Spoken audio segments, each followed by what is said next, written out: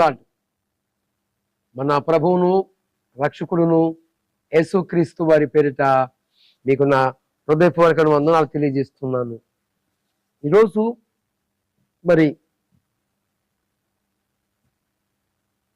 మన తరములో కూడా అపహాసం చేస్తున్న వారిని మనం చూస్తున్నాం. వీరెవరయ్యా అంటే కరుణాకర సుగుణ, రాధా మనోహర దాసు, బొకర లలిత కుమారు, వీరితో పాటు కొందరు అపహాసము చేస్తున్న వ్యక్తులు ఉన్నారు. వారందరికీ ఈయన కౌంటర్.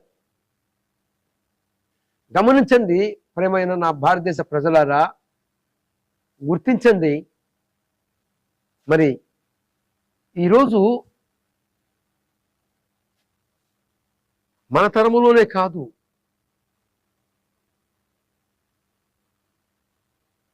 పరిశుద్ధ గ్రంథము బైబిల్ సాక్ష్యం ఇస్తుంది. సామెతల గ్రంథము 1వ అధ్యాయము 22వ వచనములో అపహాసము చేస్తున్న వారు ఉన్నారు. ఈ అపహాసము చేస్తున్న వారు ఉన్నారు.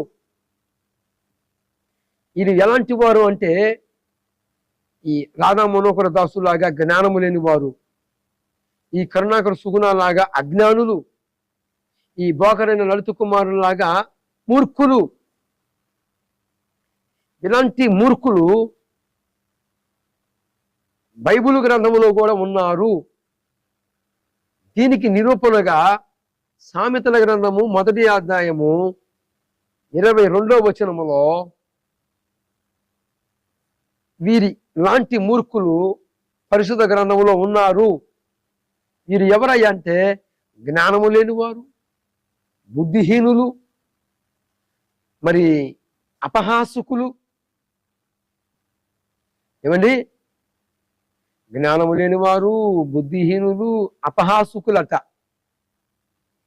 ఈ అపహాసుకుల గురించి మనకి పరిశుద్ధ గ్రంథము మనకి స్పష్టమైన నిరూపణ, ఆధారం ఇచ్చింది.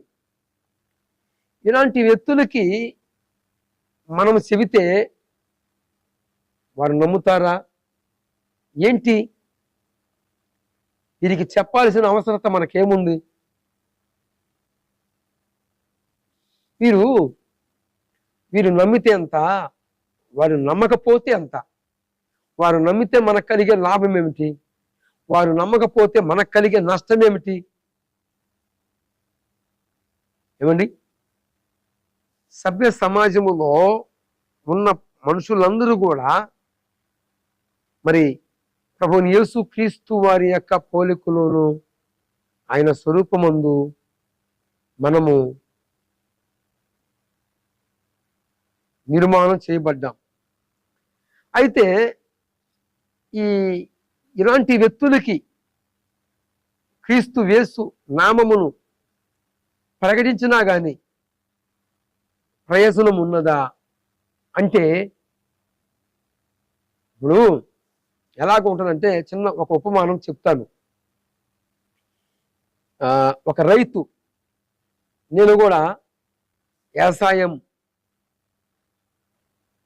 పొలాన్ని సిద్ధపరిచేటప్పుడు, పొలాన్ని వ్యవసాయం సిద్ధం చేసేటప్పుడు, పొలాన్ని పండించేటప్పుడు మరి ఆకాశము వైపు చూస్తే వర్షము పడేటట్టు సూచనలే కనపడవు.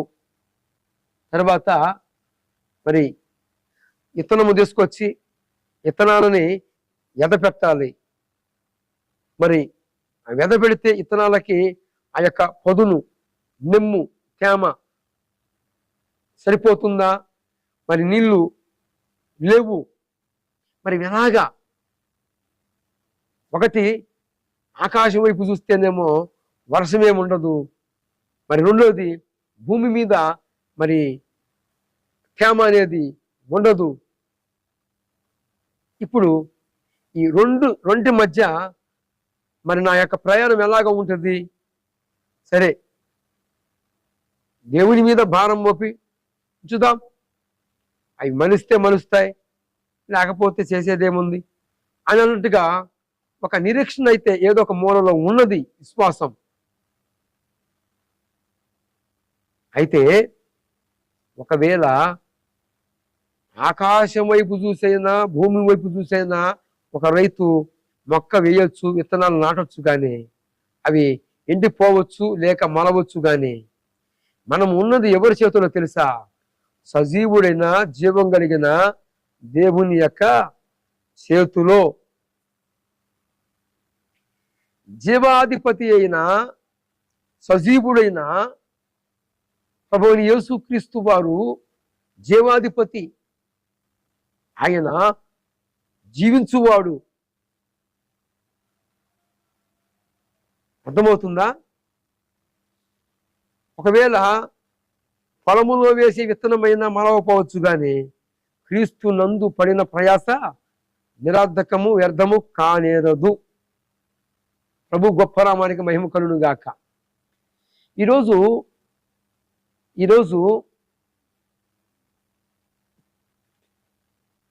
ఈ అపహాసకులు ఉన్నారు, వారిని మీకు పరిచయం చేశాను. వీరు మారతారా, తెలుసుకుంటారా? వారు ఆ మూఢ ఆచారంలో నుండి, మరి ఆ మూఢ భక్తిలో నుండి క్రీస్తు యేసు రక్తములోకి వారి యొక్క జన్మ కర్మ పాప దోషములు కడిగేసుకుంటారా అని మనం చూస్తే,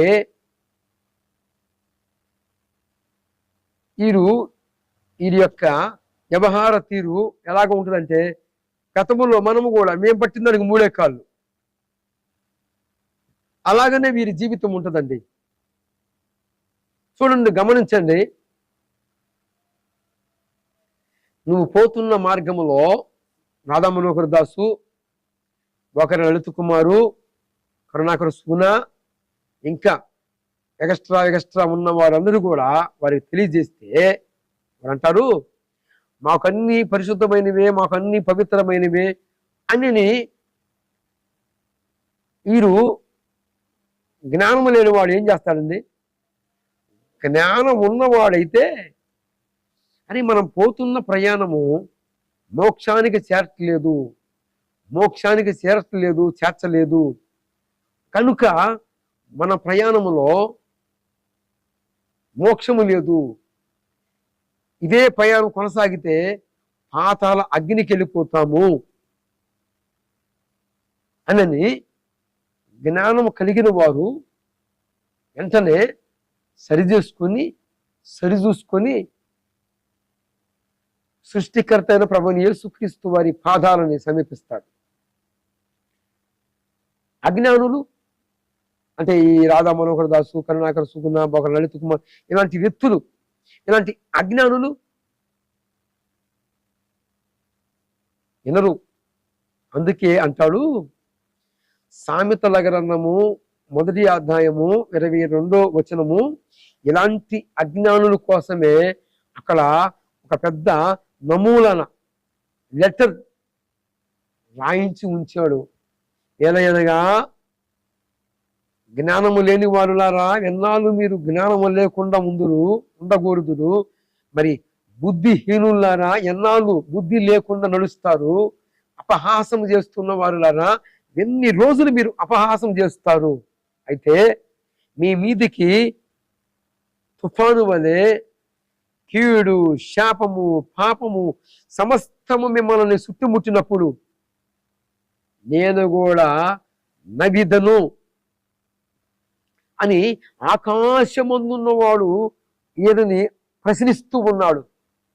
ఎందుకంటే సంఘములో ఉన్నవారు కావచ్చు, సంఘము మరి దైవజనులు కావచ్చు, దేవుని యొక్క పాత్రలుగా ఉన్న యాజకులు కావచ్చు, మరి క్రీస్తు యేసు రక్తములో కడగబడిన వారందరూ కూడా ప్రభువుని యేసు క్రీస్తు వారి నామమును ప్రకటిస్తున్నప్పుడు ఈ రాధా మనోహర్ దాసు, బొగర లలిత కుమారు అపహాసం చేస్తూ, బోకరైన లలిత కుమారు, కరుణాకర్ సుగుణ అపహాసం చేస్తున్నారే, యేసు ఎక్కడ, యేసు ప్రభు ఎక్కడ, యేసు ఎక్కడున్నాడు, అది ఇది అని మాట్లాడుతున్నారు కదా. ఈ మాటలన్నిటికీ ఒక రోజు సమాధానం చెప్పే రోజు వచ్చింది. ఆ గడియలు ఆసన్నమయ్యాయి. అది ఇంకా ఎన్నో రోజులు లేవు, ఎంతో కాలం పట్టట్లేదు. ఎందుకంటే ఈ పరిస్థితులన్నీ కూడా క్రీస్తు రాకకి దగ్గరగా ఉన్నది. కనుక వీరందరూ ఒకరోజు అపహాసము పాలవుతారు. అపహాసం చేయవారులారా గుర్తు పట్టుకోనండి. ఒకరోజు మీరు ఊహించని, మీరు ఎవరి మీద అయితే ఏలనగా వ్యంగ్యంగా మాట్లాడుతున్నారో ఈ రోజులు శాస్త్రం కాదు. ఈ యొక్క రోజులు మనకి శాస్త్రం కాదు. ఒక్క రోజు ఉన్నది. మీరు అంటున్నారు కదా, యేసు ప్రభువు వారిని దూషిస్తున్నారు కదా, సంఘాలను దూషిస్తున్నారు కదా, దైవ సేవకుల మీద బురద పోస్తున్నారు కదా. ఒక రోజు ఉన్నది బిడ్డ.